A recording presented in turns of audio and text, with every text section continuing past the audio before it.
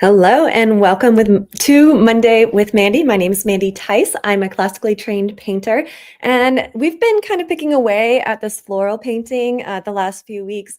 And today I want to talk about how we're actually going to kind of finish this painting out. What are the last minute things? We often hear save your highlights to the very end. Well, guess what? We're closer to the end. So where do the highlights go? How do we put them on? We're also going to talk about kind of finishing techniques for the background and the ground plane here. They really need another pass. Often what happens is, as the painting goes on, you're making adjustments to the background and you get different colors in there and you get all sorts of kind of wonky little moments going on. And so how do we clean those up at the end? So that's what we're going to be talking about today. Thank you all for joining. Please make sure to say hello in the chat. It's always lovely to see you. Just a reminder, we have a Monday with Mandy most Mondays at 9 a.m. Eastern Standard Time. But just a heads up, next week I'm being sent out to the Plein Air Convention and Expo in Reno, Nevada. I hope to see many of you there, but we won't have Monday with Mandy next week because I will be on the airplane to the conference. So thank you for joining us most Mondays, but just a heads up that next Monday we will not have a live class. Okay. Make sure to ask any of your questions in the chat, but I'm just going to hop right into the painting here today. Okay, so let's make sure we get you a nice view. You can see our flowers are looking a little sad, right? It's been a couple weeks that we've been picking away at this painting. They used to look like this, now they look like this. But I keep them in the vase because, we're working on the ground plane. We still need some of the shadow work that's on the ground plane here. The shadows are a little different when the flowers are down, but because the edges are so soft, we have a nice marking already here. So this ground plane really needs cleaned up. The connection to the front plane down here needs cleaned up. So we're going to start there. Like this is just a little sloppy. You can see my finger got in the paint up here a little bit. So we're going to just kind of clean things up. I'm going to pull you guys a little closer. I just really want you to, because we're doing finishing work, I want you to be able to see the canvas cleanly. All right, I pulled you nice and close. Now you're a little in my way, but that's okay. I can cope for today. Okay, so I'm just gonna jump right into it because I want to really get this painting to a finish today, right? Sometimes what happens is we're very excited when painting starts, and then once we do all the fun part, like I did all the fun part, sometimes it feels a little bit harder, to make yourself take the rest of the painting to a finish, but we'll definitely get there today. Okay, so I'm just going to grab a brush.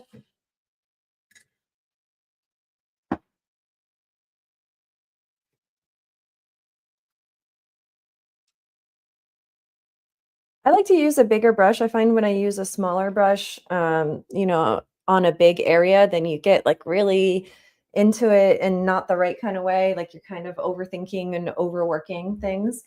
I also need some more paper towels here. I like to use these automotive paper towels. They're really great for soaking up oil. And since oil paint is made from pigment mixed with vegetable oil, they do a great job of soaking up your paint without letting it soak through and get on your fingers. Just as a studio safety measure, I encourage students to not get paint on their hands. If you are the kind of person that gets paint on your hands no matter what, wear gloves, right? I try to develop a process for painting where I just never get paint on my hands for the most part. Okay. Excuse me. All right, so I just need to kind of mix up some of the colors that we're using, this greeny color as well as this ground plane color. Keep in mind that, yes, this is green, but it's a very neutralized green. And anytime something is neutralized, it has a red, a yellow, and a blue in it. So I'm going to take some red, yellow, and blue, and I'm just going to make it a little heavy on the red and blue part, and that's what's going to make it a greeny neutral.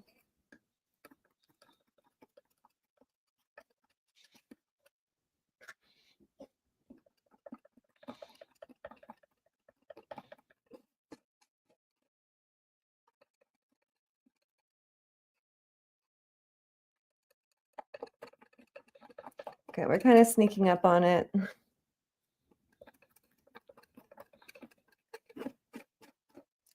It does have some lightness in it as well. Still need to go more blue and yellow.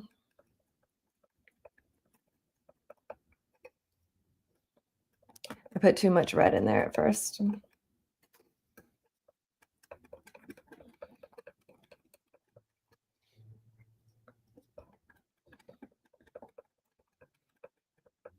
Okay, and now I'm going to take some of this and mix it with white. Sometimes when colors are dark, it's hard to see what color they actually are. When you lighten it a little bit, it makes it easier to see. The same if the color is too light. You know, white is not actually a color, it's just a really light value, red, orange, yellow, green, blue, or purple. So it's just really hard to see what the hue is in something that's either really light or really dark.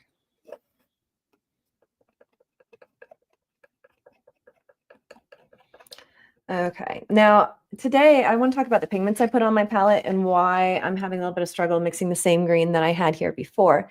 Today I have titanium white. I had put a yellow ochre, the cad red, ultramarine blue, and a black, an ivory black.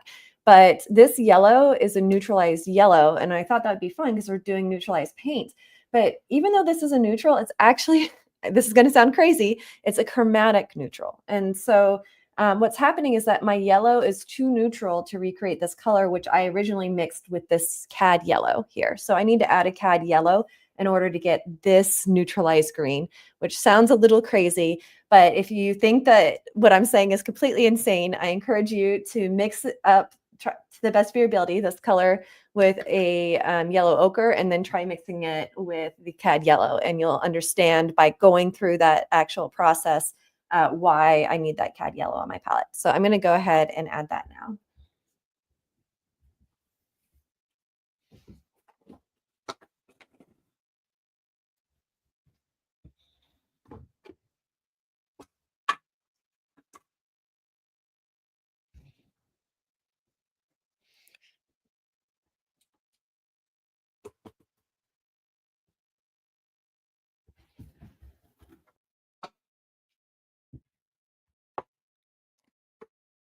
Okay. I would say that the insanely named chromatic neutrals are some of the most difficult for students to learn how to make because um, it's one of those things that you really have to see play out in real time, which hopefully you're seeing play out in real time right now before you really understand it. But especially when you actually do it, right? Like going through the process, like get out your paints, mix some colors with me today, you know, and you'll really learn a lot by doing that. I do see how much more chromatic. I'm going to put this up. It's hard to see in the video. This area here is significantly more chromatic than the areas around it. And it's because of this cad yellow here. If we didn't have this cad yellow, this is the greenest neutral we could get, but we needed a more chromatic neutral, so we needed the cad yellow.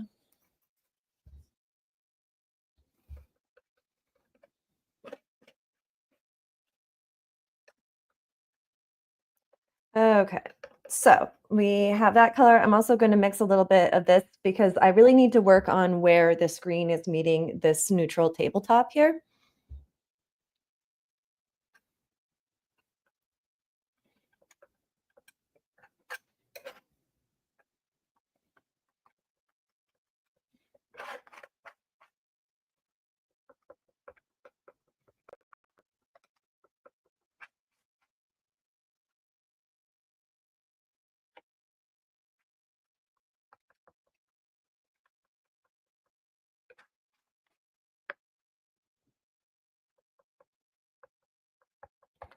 Okay, so we have a couple colors to kind of start working with as we clean this up.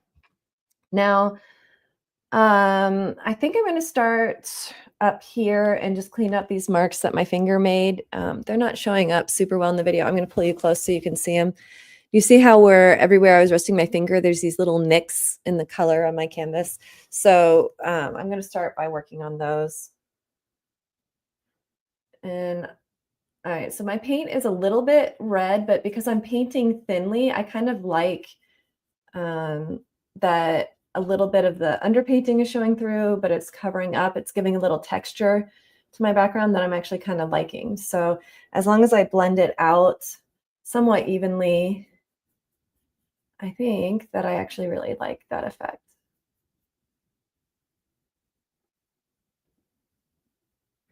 I'm also going to get just a little bit more green here.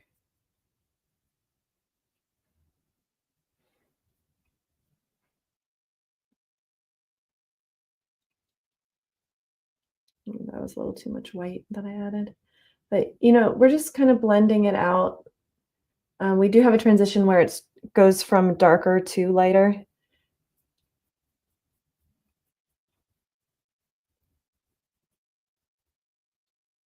And I'm okay with losing some of these edges back here.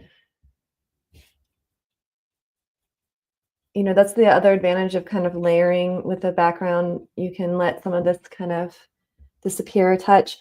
I made this flower up out of my head, and I feel like it's a little prominent. So by softening the edge into it, just bringing some of that background in, it will really, create a softer effect, diminish the importance of that flower a little bit, especially since I made it up.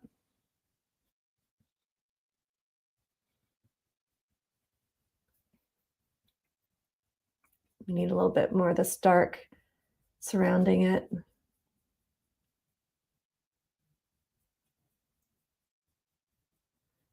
So the nice thing about when you're doing a second pass is that you have these layers underneath that you can play with.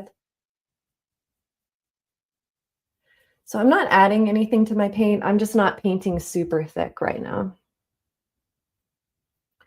And I also want to work on these areas down here.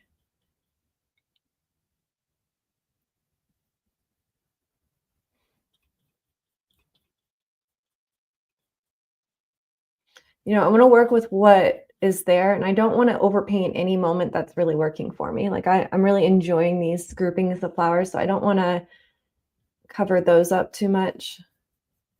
But I'm okay with really softening some of these edges here.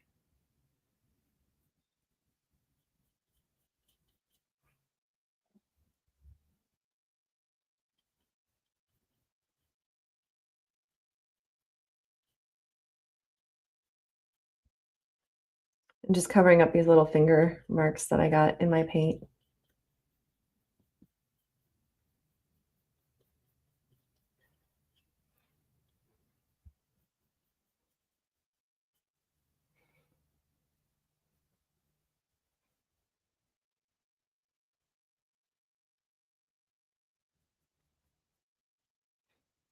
So really, a finishing pass is about cleaning things up. And I see some people in the chat. Sorry, I've been ignoring. And welcome. Good to see everybody here. Welcome from Pennsylvania. And Ellen is saying that her daughter gave her a beautiful bouquet of flowers yesterday. Um, so you're gonna get to them when they like, okay. So she's saying she's gonna work from a photograph. I encourage you, Ellen, just do like a little study, even just for an hour. So on the YouTube channel, you can see a little demo on a bouquet of flowers. So the painting I'm working on now is like a multi-day painting, right? And obviously my flowers are long dead, but this painting I did a few weeks ago on the YouTube channel. It's still up, and this was an hour painting, right? So maybe it was a little bit longer than that, but that video is still up on the YouTube channel. So I encourage you to check it out and just give it a try, because painting from life, especially flowers, they're like humans when they're alive, right? Like they have gesture and life and joy in them. And I really encourage students to try to paint from life as much as possible. Excellent. And send me an email about it. So if you guys ever want to contact me, you can email me at Mandy at School of Atelier Arts. That's Mandy, Mandy, at School of Atelier Arts. School of Atelier Arts is spelled out in the upper right of your screen there. I love seeing what you're doing. I love hearing from my students, both the ones that I teach in the online Atelier Painting Bootcamp class, as well as the students that join us here every Monday. Ellen is saying, I know you would paint them dead before photos. You're right. You're right. I would. I don't want to say never, because maybe there'll be a reason in my life at some point that I really need to paint from photos, but I just really hate it. The reason for me is because when you're painting from life, you have two eyes and you're seeing massive amounts of visual information, right? Think of how much storage it takes on a computer to store a 3D model versus a 2D photograph, right? And what happens when you take a photograph is that the machine, a camera, is editing out massive amounts of visual information without you choosing what's being edited out and what's not, right? And so then when you're painting from a photograph, you're painting from a machine's choice about how to represent that information, not like your personal visual interpretation of what that object is. Now, that being said, there's still interpretation that happens between the photograph and the canvas, but I just hate having a machine make all those important decisions for me. There's exceptions to the rule, and I'm not saying that you can't be a great artist working from photographs. There's many artists that I admire that incorporate photography, into their work. But I really, really believe in sharing your personal vision with the world. And to me, that means that you're editing from the 3D world to the 2D world. Also, be aware that a camera is just as much a lie as a painting is, right? So sometimes people compliment my paintings and they say, Mandy, that looks just like a photograph, right? And I know that they intend to compliment, right? But a photograph is just one way, a camera has one way of compressing 3D information onto a 2D space. But there are infinite choices that can be made. And there's lots of ways that realism can exist. It's just that because of our time of being born into this world, that our eye has been trained on photography as the one true realism, right? But photography isn't any more truthful than a painting. It's just showing you different aspects of visual realism. Okay, that was my Mandy rant for today. Back to cleaning up our painting here. So I'm just trying to get kind of these scuffs and marks. I don't want any of my white canvas showing through. So I see a little bit of white showing through up here. I just want to get this under control here. I don't really believe in hard and fast rules. If you like the white showing through, that's fine. It's just for me, I don't like having it go through. So now I'm like in the interior. I'm like any other places inside. Like there's a little bit of, oh, I needed a lighter color up here. Um, I have this one really nice orange moment here that I really love. I didn't do it intentionally. I don't know how it happened, but I'm going to bring you close so you can see it. There's just like a little bit of orange on that one pink flower. I hope that you can see that. I'll have to take a picture and post it in the chat on the YouTube channel. Okay, so, oops, wrong color.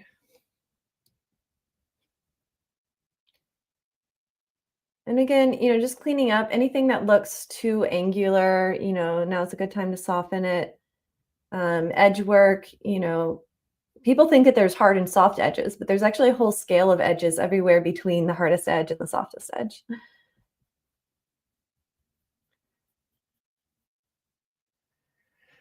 Okay. There's a little bit of cleaning up I want to do on this side as well. Oh, that's a little dark.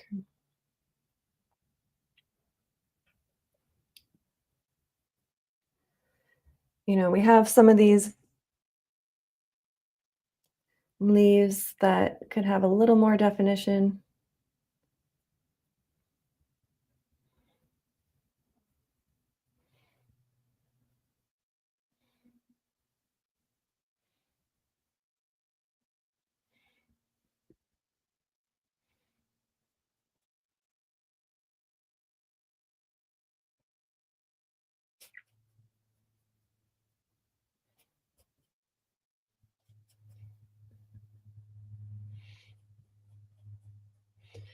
Part of the hard part for students when they're doing a finishing pass is matching the color that's underneath.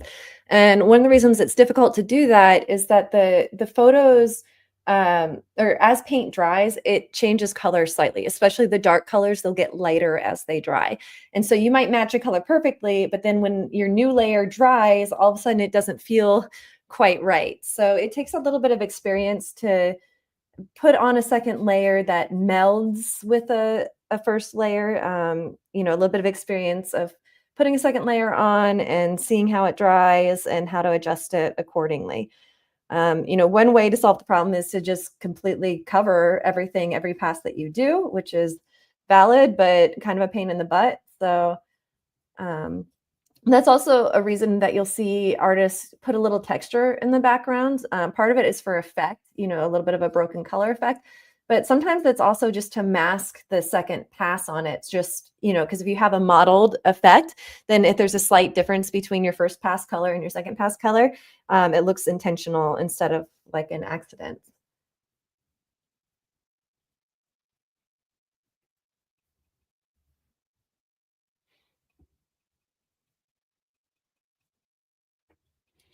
I definitely want to diminish some of this up here. I'm actually, I made up part of the top of the bouquet because my bouquet was dying. And I think that I really want to pull back a little bit on some of these made up leaves, kind of really create a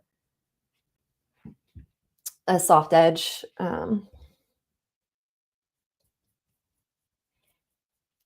Give a little bit more distance, some breathing room around the top here.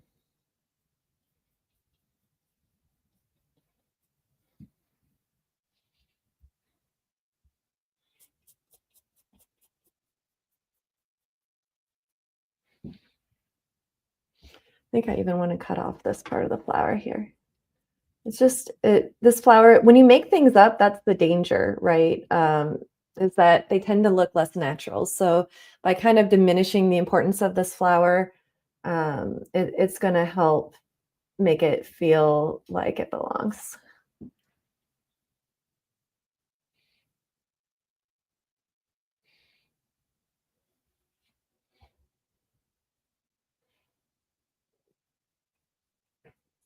Just kind of creating a softer edge there. And putting a little bit of color in it, because this is still technically part of the flower. I just want it to diminish to the edge. I also feel like there's this just blackness in here that maybe there's probably a touch of something going on in here. Um, maybe just a little bit of a color note just to break up that big black space.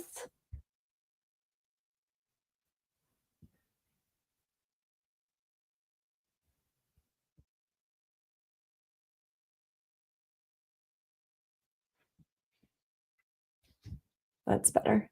It was just too much. It was like a dark hole just kind of sucking us in. I wanted it dark to really show off this flower, but I didn't want it to look like just this floating head of something like in the canvas. Um,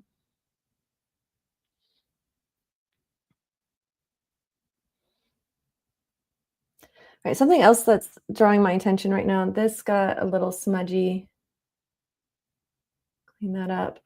And these leaves are taken to a much higher finish than what's going on here. So I'm going to give this just a little bit of definition.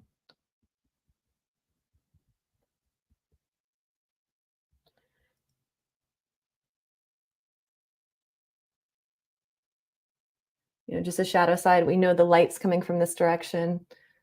Um, just giving them something that makes sense. Giving them a little fade in, fade out so that they look like they're turning into the light. These are just like little things, but they make a big difference. Do you see how just putting a little gradient on here kind of softened it, made it less abstract and just a little bit more believable coming out of the dark and into the light? It's still okay to keep this somewhat ambiguous in here. Like, you don't have to draw a stem everywhere. You can just have some leaves. In fact, that's one of my favorite thing. Here's a floating leaf. Here's a floating leaf. Um, this one's bothering me because we diminished some of up here. And so now this one's really standing out as annoying. Like a pick me, like pick me, pick me. Oops, that's too.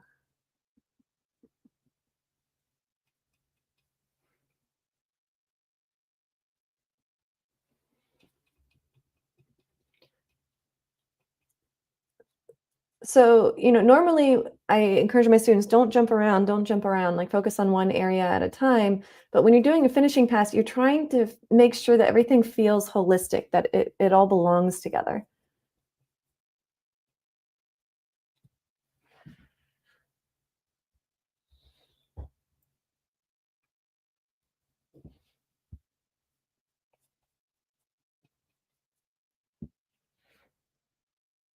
And, I was crowding this upper edge too much with my made up greenery. So just having a little bit more ambiguity up there, a little more breathing room.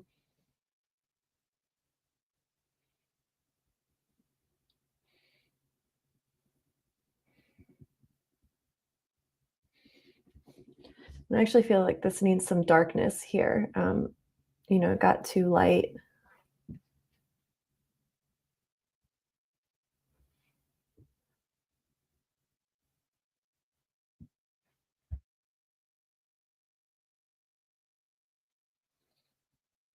I'm trying to decide if I want a leaf in front, right? Because this is fairly far back and I made it up, and I feel like something that would push it back would be a leaf in front. Let's try it. Some sort of, oh, I like that. Okay. Just something to break up that big space.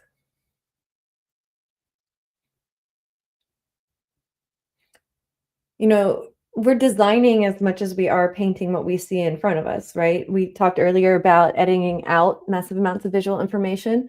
Um,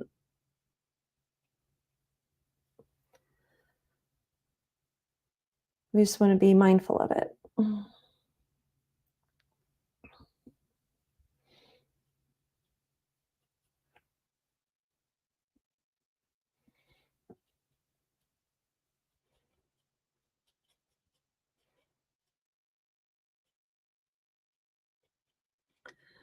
All right. So I really need to work this edge. It's very fuzzy. It's not very thought through down here. So I want to just kind of clean it up here.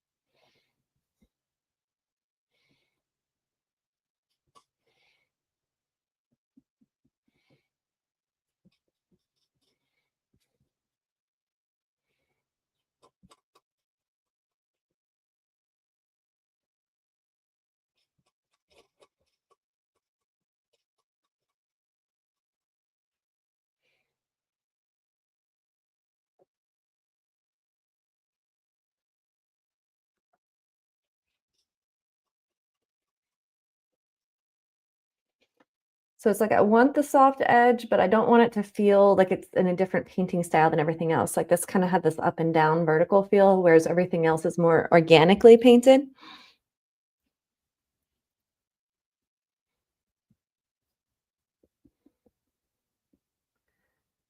Let's see, are we close? Okay. So whenever I want to repaint an edge, you really need to put some wet paint down on both sides of it. So that's definitely a tip for doing a second pass. Wow, I'm having a hard time with words this morning. A second pass, cleaning things up. You need some wet paint to work with in order to create an edge, right?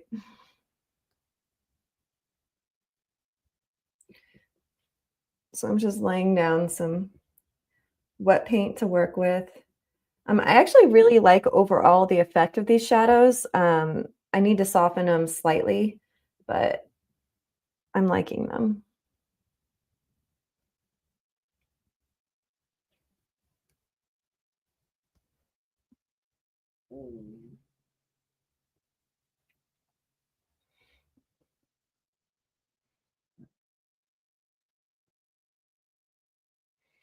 Okay, so remember whenever we're painting a large flat plane, that in our case, the light's coming from the upper left, right? And so things on this side are closer to the light source, they're going to be lighter. Things on this side overall are going to be darker. But also the front of the plane is closer to us than the back of the plane, right? So that also means that we have a gradient where the front is lighter and getting darker as it goes back, and that the left side is lighter and it gets darker this way. So it's basically creating a gradient that looks like an angle here, right? So this is going to be the lightest part. It's going to get darker as it goes across this diagonal here. So I'm darkening this area a little bit to fit that because even though I'm painting right here, I have to think about the plane as a whole. The more you get in the habit of seeing holistically, seeing big, right? You hear that all the time in atelier training, like look big, think big, see big. And for me, that means every time I'm painting here, I'm thinking here, right? Which seems a little counterintuitive, but with a little practice, you'll get the hang of it.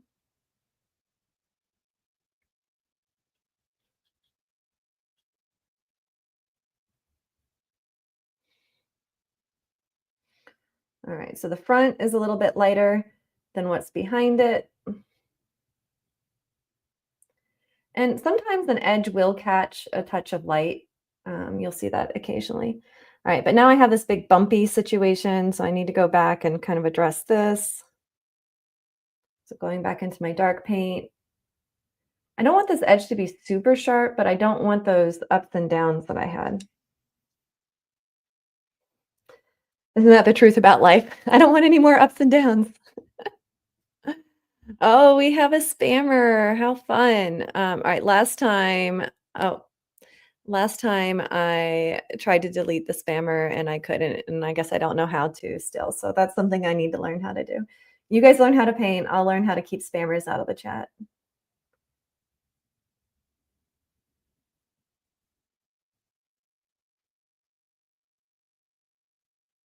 There we go. I'm much happier with this edge, but do you see how I use kind of this back and forth motion here? So I'll come back once I finish cleaning up this edge and I'll just soften it a touch. Oops. All right, I guess I'm going to do it now because I got too much lightness up here. Now I have a little bit too much darkness, but that's okay because it's going to mix with the light. Okay, so do you see how I went like this, but then I'm immediately kind of pulling it away? You don't want this big horizontal vibe going through your painting. And I'm also going to connect the space in here. All right, this is feeling much better to me. Something else to kind of think about. Oops, do you see how I accidentally just cut off a bunch there?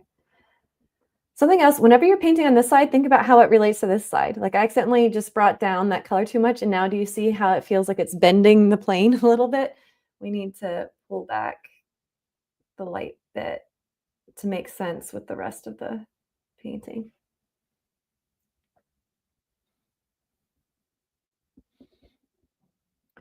And I also want to just pull a little bit of darkness.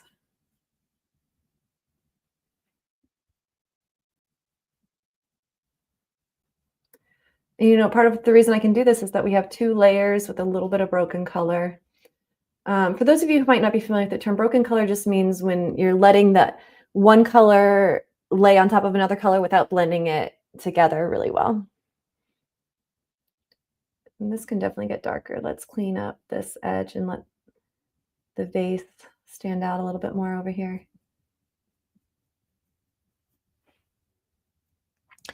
So if you were to go back to the beginning, it doesn't look like I changed that much about this painting, right? But it's the little things that add up, all together. This needs to get just a little bit higher at the end.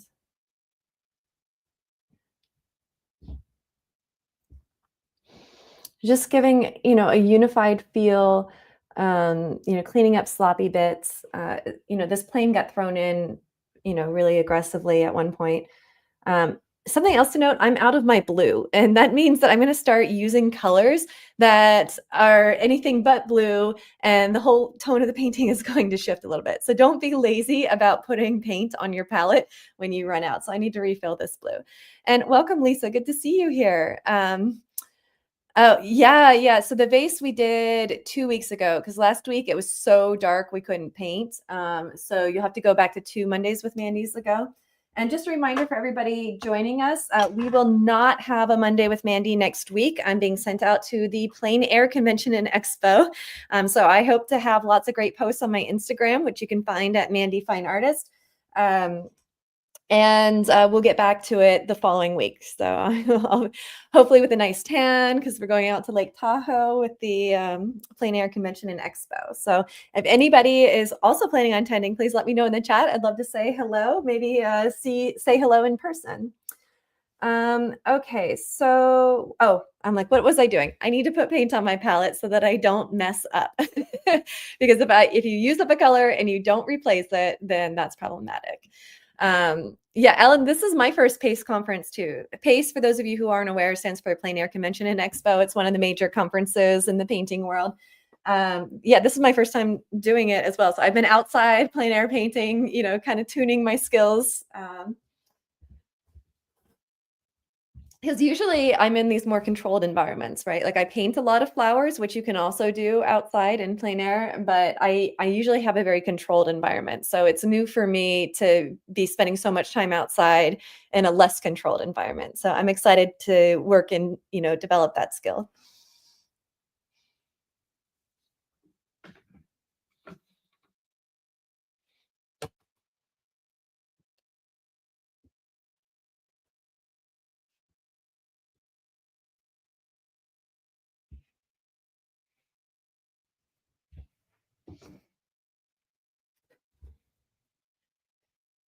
Okay. All right. So we have the paint that we actually need on our palette. I've put the blue back on.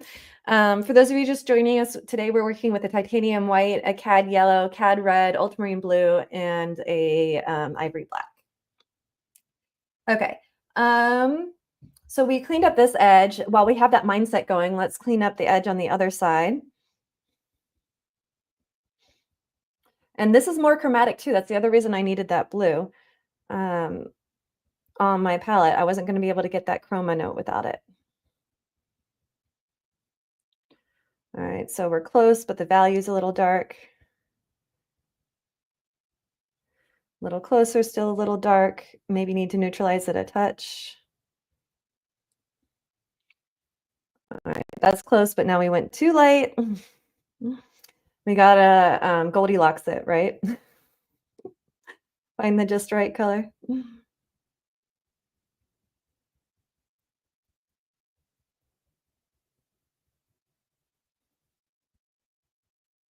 Remember that almost always there's reds in your greens. All right, this is a yellowy green. We need to go a little more blue.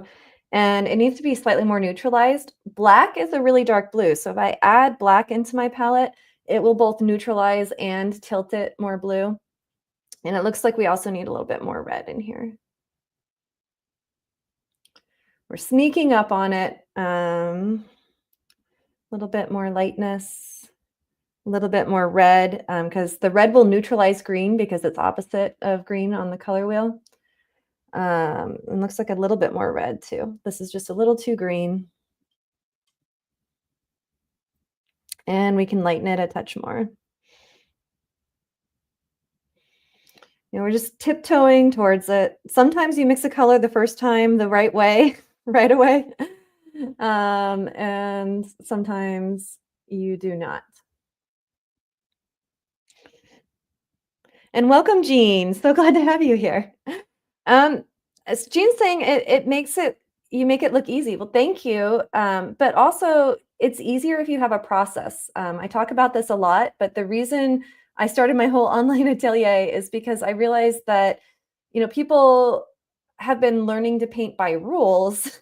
And a rule isn't going to help you, but a process is going to help you, right? If you say shadows are always warm, well, guess what? These shadows are actually really cold, right? So the rule that shadows are always warm is not going to help you.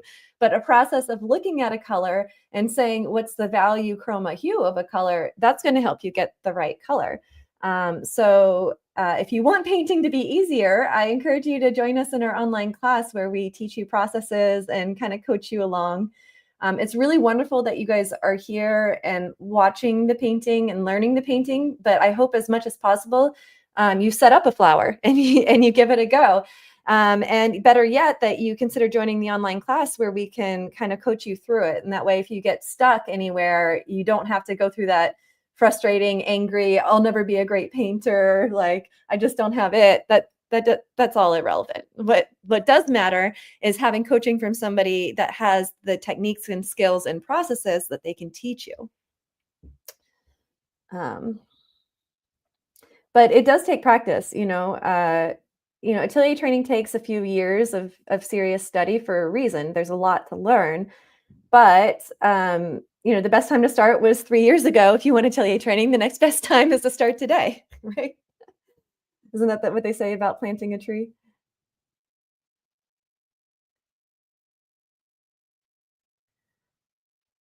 The funny thing though is that sometimes we have this assumption that painting has to be hard, but it actually doesn't have to be as hard as we make it sometimes. Having processes. I'm always drilling on this. Have processes, have processes.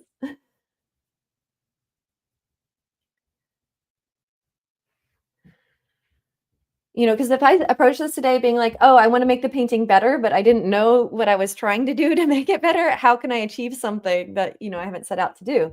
But what I knew I wanted to do when I set out today was to, clean up these edges and make this part of the painting feel more like it belonged with this part of the painting.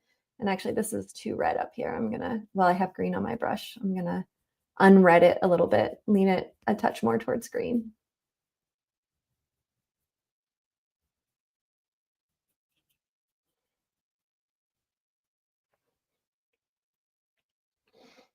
Okay. All right. So continuing, it took us more time to get this color. Sometimes the colors come out, sometimes you have to battle things, right? And that's just kind of the way painting goes sometimes. But a process will make sure that you win the battle. If you don't have a process, you might end up fighting like 3 or 4 battles at once and exhaust yourself and not get where you're trying to go.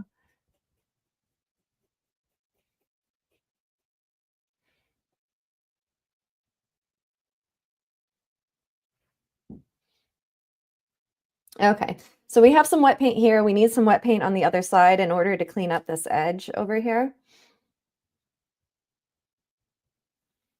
And remember, this is a ground plane, so the lightest bit is here, it gets darker as it goes this way, the lightest bit is in front, it gets darker as it goes back.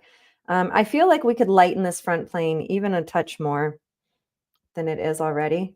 Oh, that was really yellow. That's not what I wanted.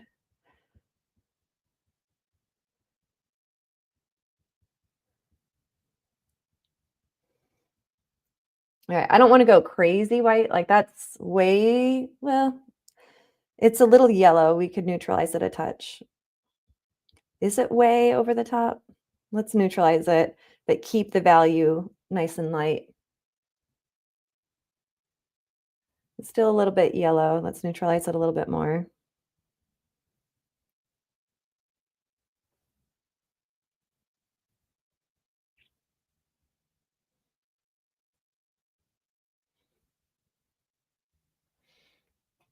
There we go. All right, so we've matched the color that was there, but I want it to go just a little bit lighter because I want that effect of that front plane really standing out.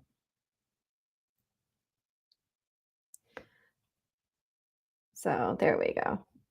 Really want this edge here to feel brilliant. We really want that feeling of the effect that there is a plane change happening here.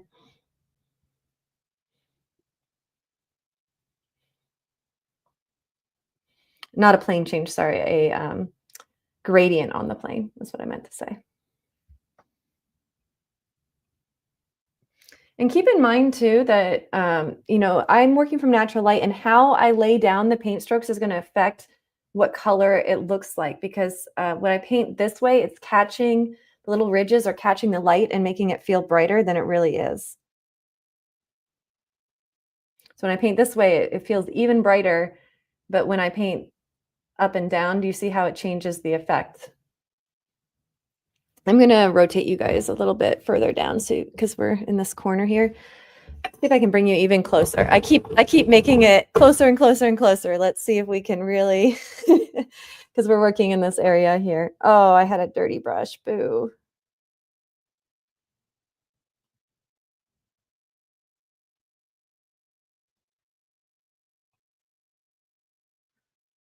Okay, so I wanted to brighten this just a touch here.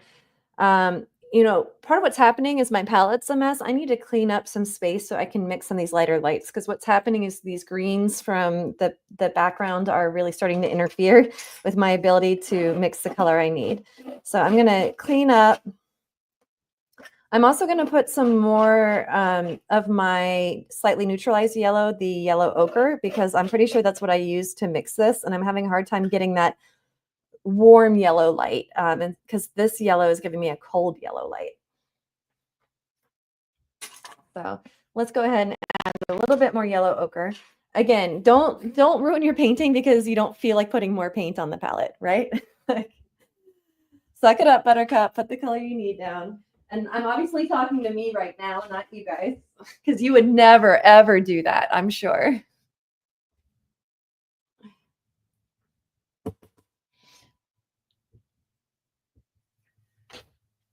Okay.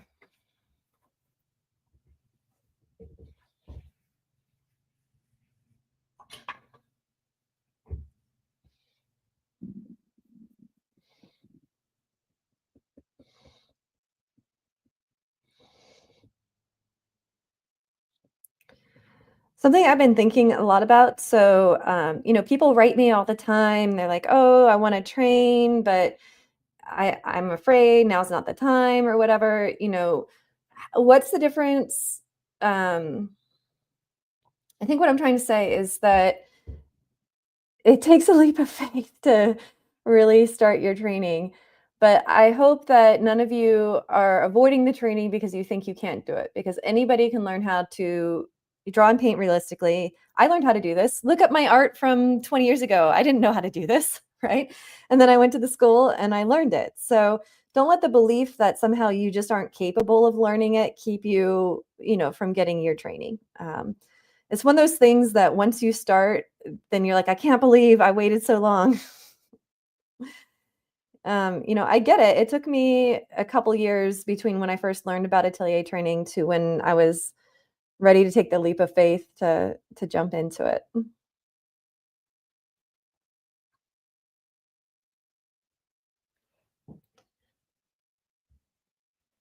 All right.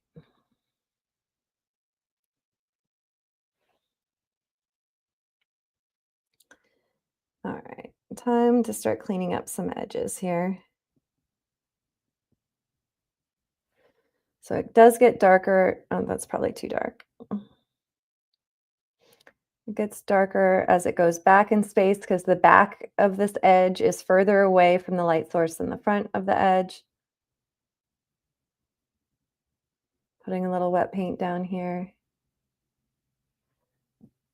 Now, whenever you have, a lot of reflection going on, like this vase is reflecting, sometimes you'll get these little spots that are actually a little bit lighter.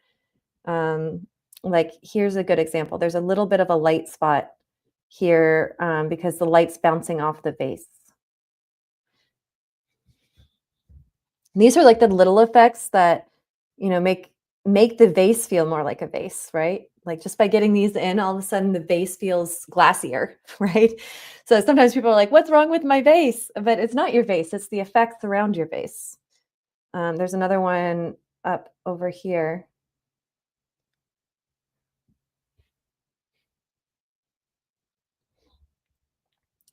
and there's actually on this edge, there's a little bit of a highlight on the edge. We'll clean it up a little bit.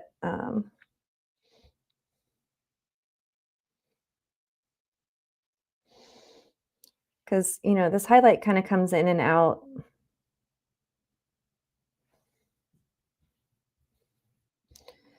But again, we have to make sure that from left to right, it makes sense. It got a little dippy here, so I'm gonna have to clean that up. And it has to make sense with this back edge too.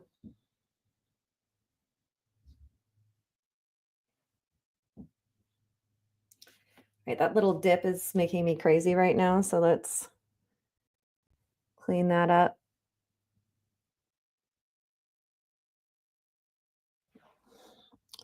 I need a little more red in my green here. Now, be careful when you go left to right, especially on an edge.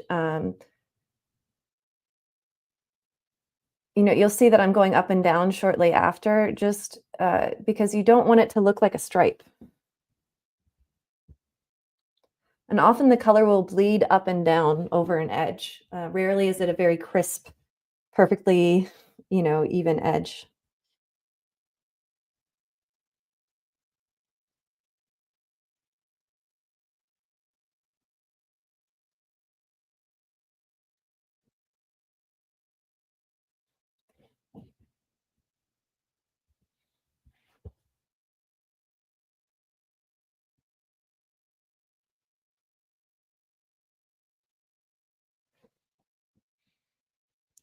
And again, I'm looking at the hole right now, and it feels like it's dipping here, and I want it to feel like it's going all the way across.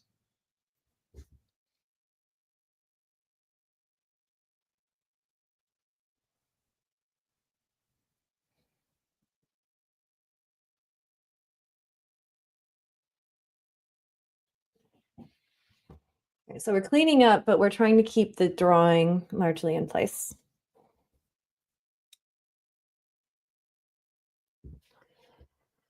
Okay, I'm back to this part, just kind of cleaning up here.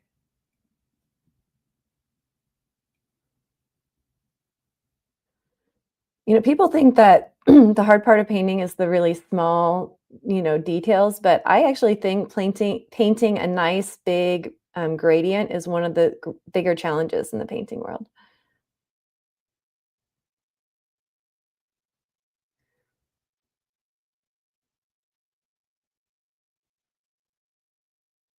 I actually have exercises that I have students do sometimes where I have them just paint gradients and just paint edges to get some practice with the paint handling skill before they try to attempt it on their very precious painting, that they've been spending a lot of time on.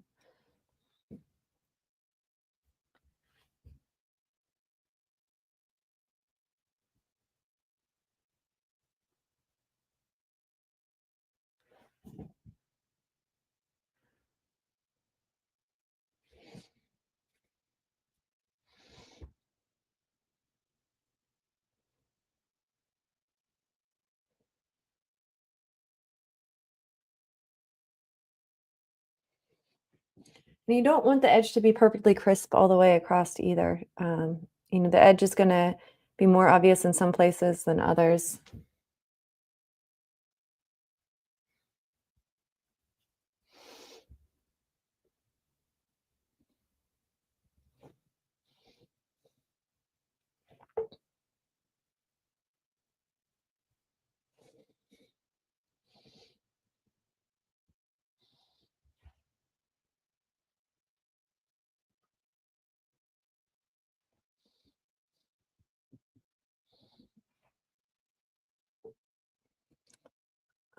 This brush is a little flayed, a little old, and I might need to switch to a brush with bristles that are a little more controlled.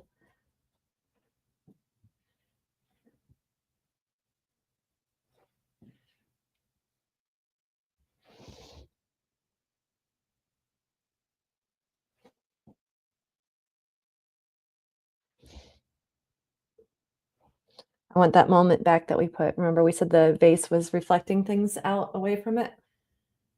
Um, okay, I'm much happier with this edge now. It's a little wonky up here. Let's address that. Be careful because if you go too low, it's going to start looking like it's bending. You have to get it just right.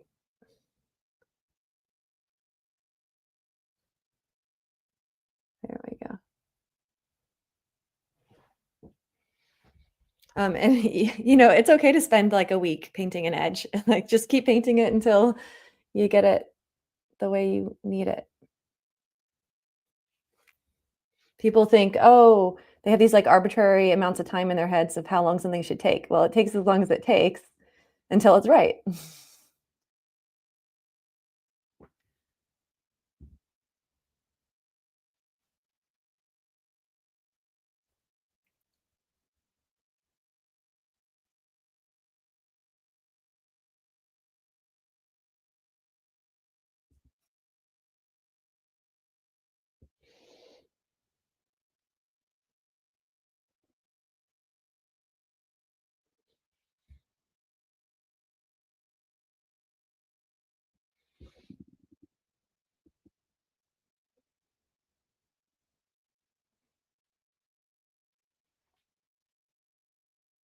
I'm so much happier with this. Okay.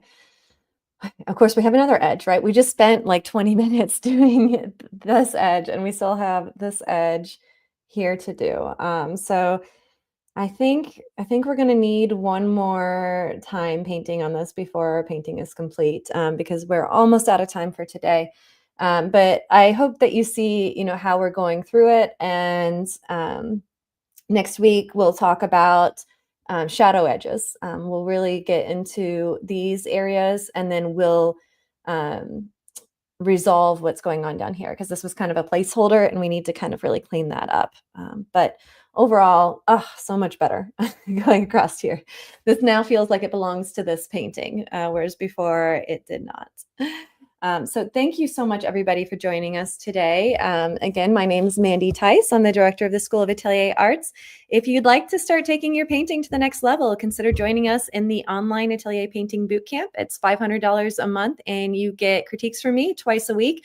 I coach you through things. I have pre-recorded content that's exclusive to that class, as well as I give additional demos and extra painting lessons in the class. So I hope that you'll consider joining us there. You can learn more at schoolofatelierarts.com.